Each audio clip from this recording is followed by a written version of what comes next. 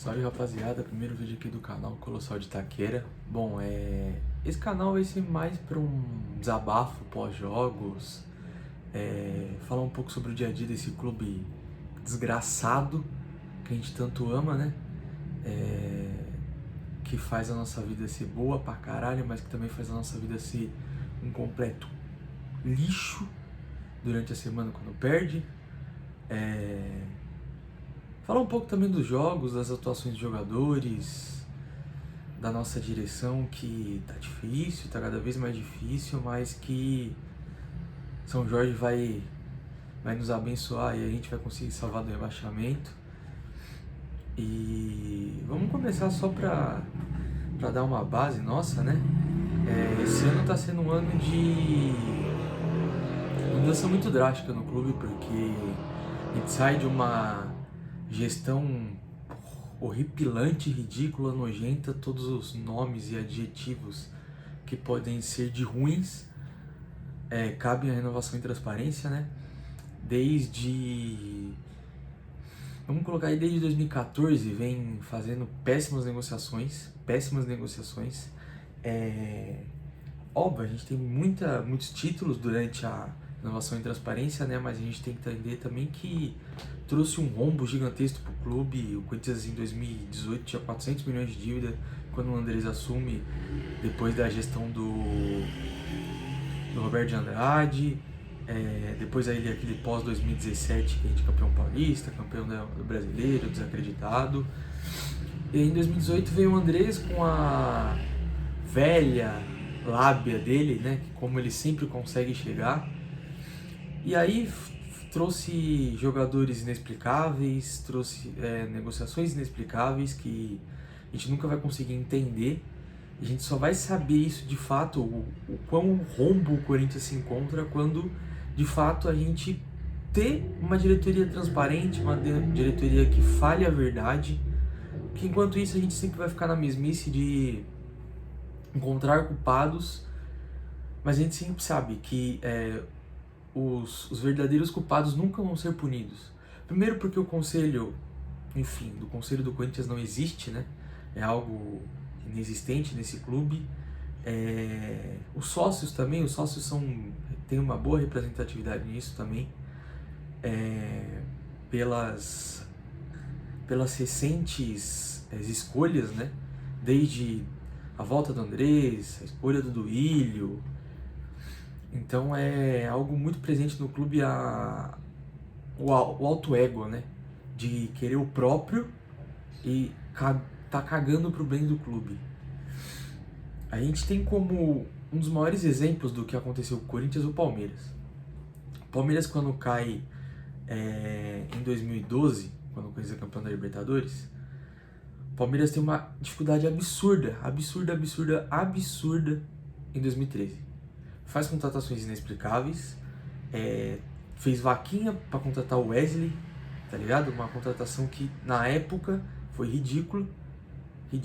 A torcida do Palmeiras deu muito dinheiro, fez essa contratação, e aí em 2014 o Palmeiras briga para cair novamente e é salvo pelo Santos no jogo, na última rodada do Campeonato Brasileiro, Santos e Vitória, em que eu acho que, se eu não me engano, é um empate, uma vitória do Vitória, né?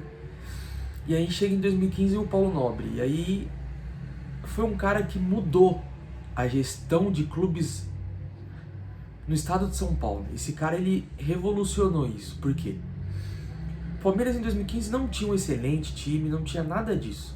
Só que conseguiu trazer peças que fizesse com que o elenco se tornasse um elenco competitivo, mas que não tivesse muitas estrelas. E também utilizou muito a base. A gente tem como uma das maiores revelações, né, Gabriel Jesus, que ali, o início de 2015 e 2016, o Gabriel começa a jogar bem. Ali em 2015, a gente tem o Palmeiras sendo campeão da Copa do Brasil, eliminando o próprio Corinthians duas vezes, né, no ano, tanto no Paulista como na Copa do Brasil. E ali o Palmeiras, ele mudou. O Palmeiras literalmente mudou. No sentido de gestão mesmo, porque o Paulo Nobre, ele fortalece as estruturas do clube, refaz um clube totalmente, o clube estava jogado às traças, e aí o Palmeiras vem nessa batida, né, de títulos e títulos e títulos e títulos e títulos, enfim. E o nosso Coringão, infelizmente, é difícil de assumir isso, mas nosso Coringão ele vai de mal a pior cada vez mais, tanto na parte de gestão esportiva, como na parte de gestão financeira, como na parte de conselheiros, como na parte de base, que é um dos maiores problemas desse clube, que eu nunca vi um clube tão mal gerido na base. Primeiro a gente tinha o bicheiro do Jazz, certo? E agora a gente vem com um novo cara que simplesmente a diretoria contrata mais de 20 jogadores para base, sem explicação alguma. A gente não tem explicação alguma nas contratações da base. A gente só vê contratações e nada de novo. O Corinthians na base é vergonhoso, o sub-20 do Corinthians é algo vergonhoso. Tanto na passagem do Danilo como agora tá algo ridículo, é nojento. Mais uma vez eliminados pelo Palmeiras no sub-20, mais uma vez, né?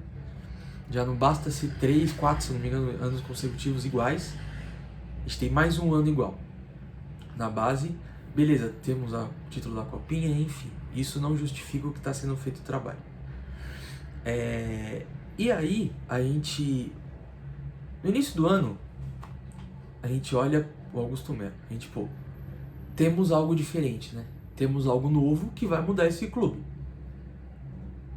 E aí passa 6, 7, a gente já tá no mês 10, né? 6, 7, 10 meses e a coisa continua a mesma, não tem mudança alguma no clube.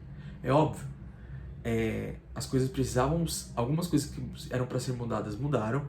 Então, renovação de contrato de Paulinho, Renato Augusto, a aposentadoria do Fábio Santos, saída do Cássio, saída do Gil, saída do Juliano, enfim. A reformulação do time do ano passado, ela foi muito boa. Por quê? A gente tinha muitos jogadores velhos já. Fábio Santos se aposentou, ok, mas Renato Augusto não joga bola mais. No Fluminense não joga bola mais. Não adianta, ele não consegue ter um ritmo de jogo, não consegue ter um bom desempenho em campo. O Juliano, excelente jogador, mas que para a Série A não consegue ter um desempenho tão bom.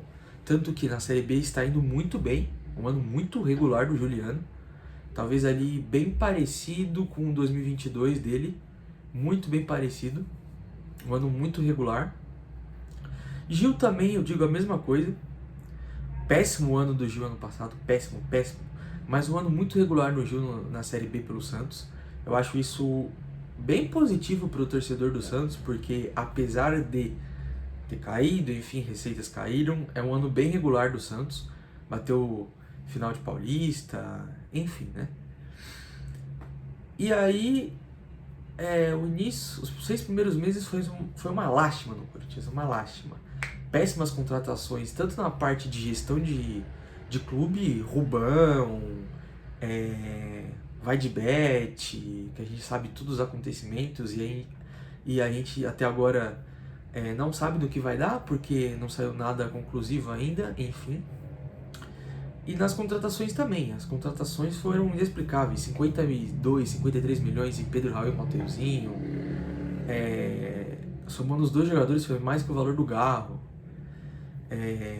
Ranieri, Palácios. Ranieri até ok, teve os 6 primeiros meses muito bons, mas decaiu muito de produtividade. Palácios é uma contratação inexplicável, não tem como explicar.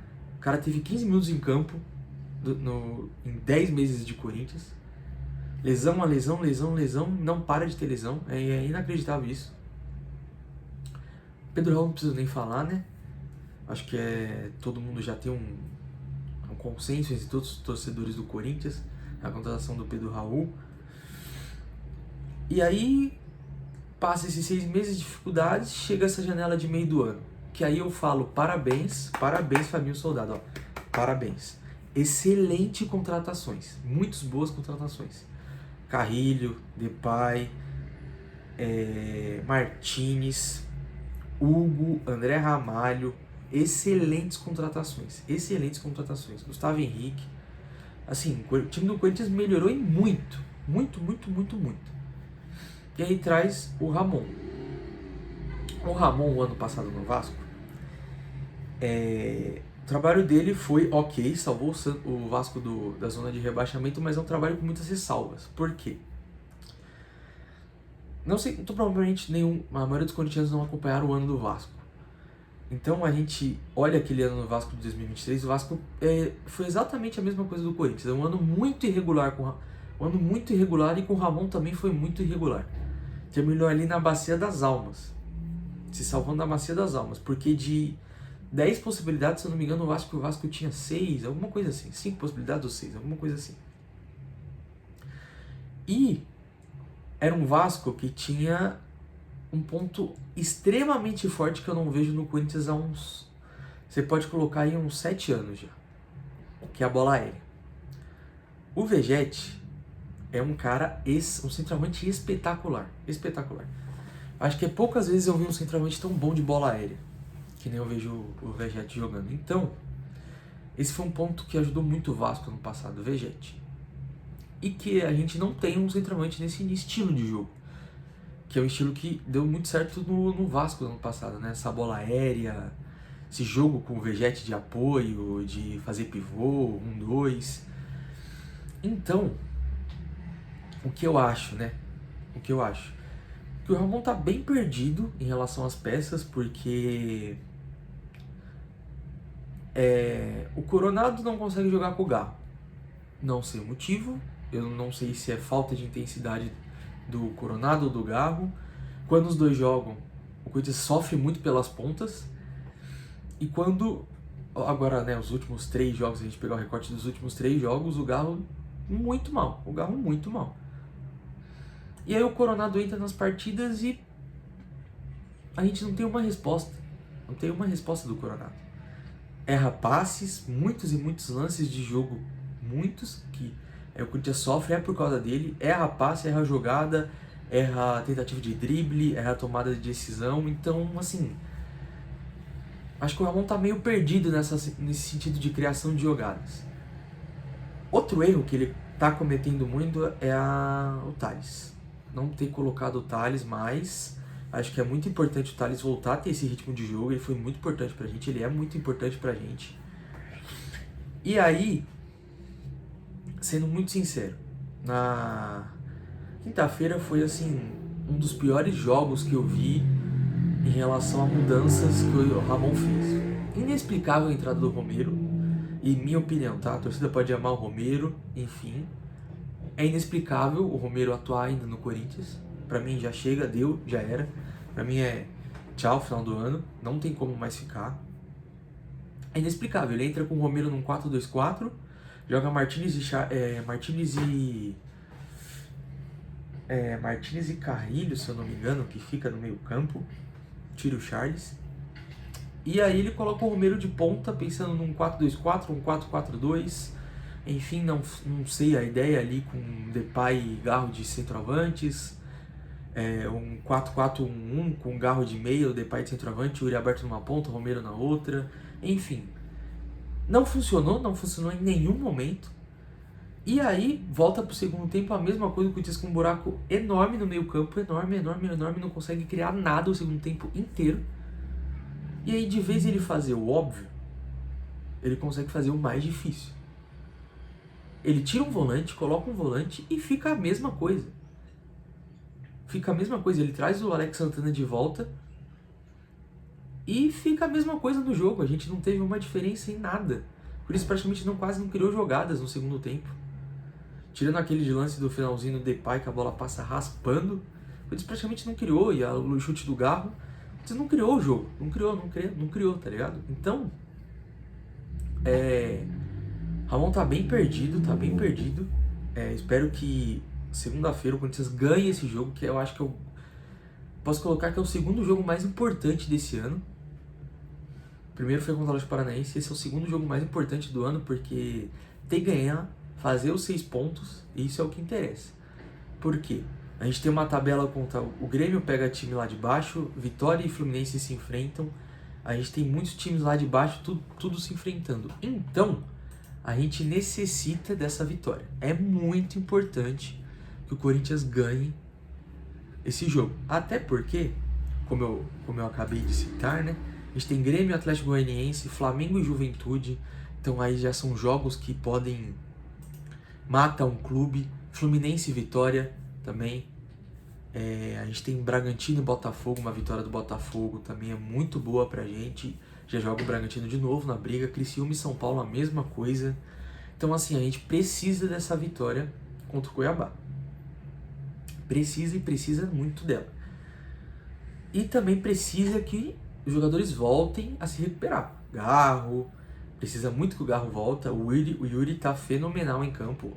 Óbvio, toma muitas decisões erradas, como todos os jogadores do Corinthians. Ele não é exceção, mas tem demonstrado uma força física e uma resistência muito forte em campo que é de se aplaudir, coisa que eu não vi no Yuri no ano passado. Eu vi o Yuri muito abatido, que não conseguia fazer nada, e esse ano ele já é o artilheiro do Corinthians no ano. Então, assim, é muito importante que o Galo volte a ter o desempenho que ele tinha, porque ele é de extrema importância dentro do jogo do Corinthians. Outra coisa, Fagner, esse não dá mais. Não pode mais atuar com a camisa do Corinthians. Renovaram um contrato, inexplicavelmente foi renovado esse contrato. E como surgiu a notícia, né, de Samir Carvalho, enfim, é de se duvidar, por ser do Samir, né, como Fly Emirates no Corinthians, Cavani, Suárez, Neymar, enfim, N contratações que ele falou que o Corinthians tinha fechado. Mas é algo que eu falo há uns bons 3, 4 anos aí, que enquanto não tirar o maior cabeça o cabeça pensante das panelas, que é o Fagner, esse clube não vai pra frente. Não vai. O segundo maior era o Cássio. A gente viu bem as atitudes do Cássio o ano passado em relação ao Cuca. As declarações que ele dava, que não precisava provar nada pra ninguém, sendo que ele tinha que provar, sim, ele tá no Corinthians, foda-se os títulos dele, ele tem que provar que ele tem que ser titular no Corinthians. Tanto que no Cruzeiro já está sendo muito contestado, tá? Vem fazendo aquelas defesas que a gente conhece muito bem de Cássio, aquelas defesas de espaço curto, mas vem tomando alguns gols bem semelhantes ao início desse ano, fim do ano passado. E o Fagner a gente não precisa nem falar, né? O Fagner não voltou da Copa. O 2019 do Fagner foi razoável, 2020 foi ridículo, nojento. Aquele lance de expulsão contra o Palmeiras, colocando a mão na bola, o corpo mole para derrubar o Thiago Nunes, aí depois o corpo mole com o Silvinho também, início de 22, aí derruba, vem o Vitor Pereira, com os conflitos muito grandes entre ele e o Vitor Pereira, até porque ele nunca teve um condicionamento físico muito bom desde que voltou ali desde 2020 ali, depois da pandemia, nunca teve um excelente condicionamento físico, mas fez um ano de 2022 muito razoável, muito na média ali, muito no 5,5, 6. Ano passado nem precisa falar, né? Ano passado o Fagner ano passado era uma bola de futebol. Parecia uma bola, parecia gordo pra caralho. E aí esse ano a mesma coisa, né? Não teve mudança de postura nenhuma, a gente pensou que ia ter essa mudança, não teve. O cara tá cagando pro clube já, tá ligado? E nós, como os torcedores, a gente tem que cobrar desse cara. Porque, da mesma forma como trouxe títulos pra gente, foi muito importante em 2017, muito importante no Paulista de 2018, apesar do pênalti perdido na final, né?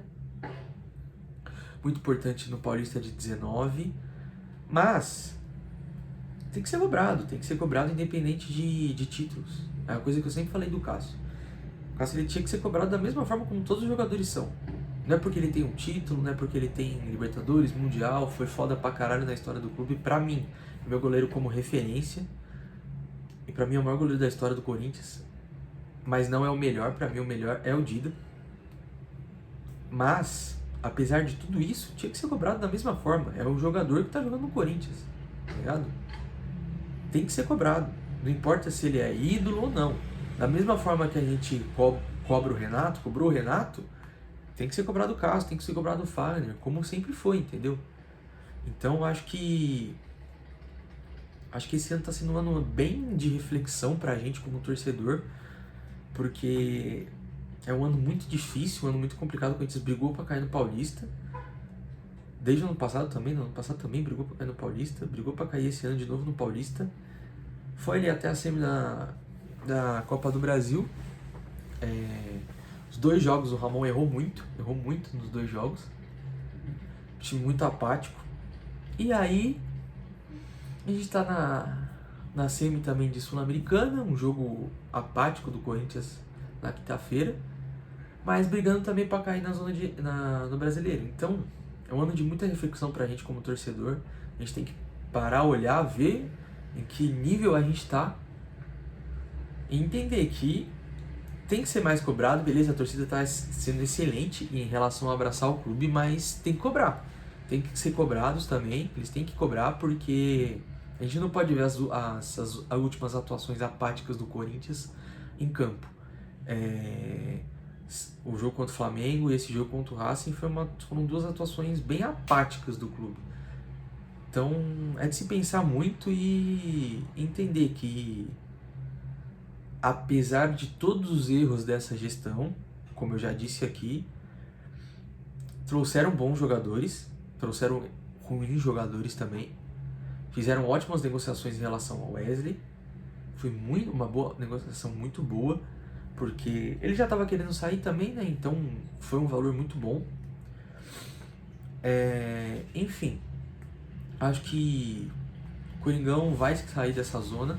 Acho que o Corinthians não cai, mas briga muito forte até o final do campeonato, principalmente porque tá muito embolado ali aquele meio, né? 13º mais ou menos ali, 12º, 13º até o 18º, 19º tá muito embolado. Então ali uma vitória a mais para menos para cada um. Então é isso. Bora pra frente, o Coringão vai sair dessa e vai Corinthians.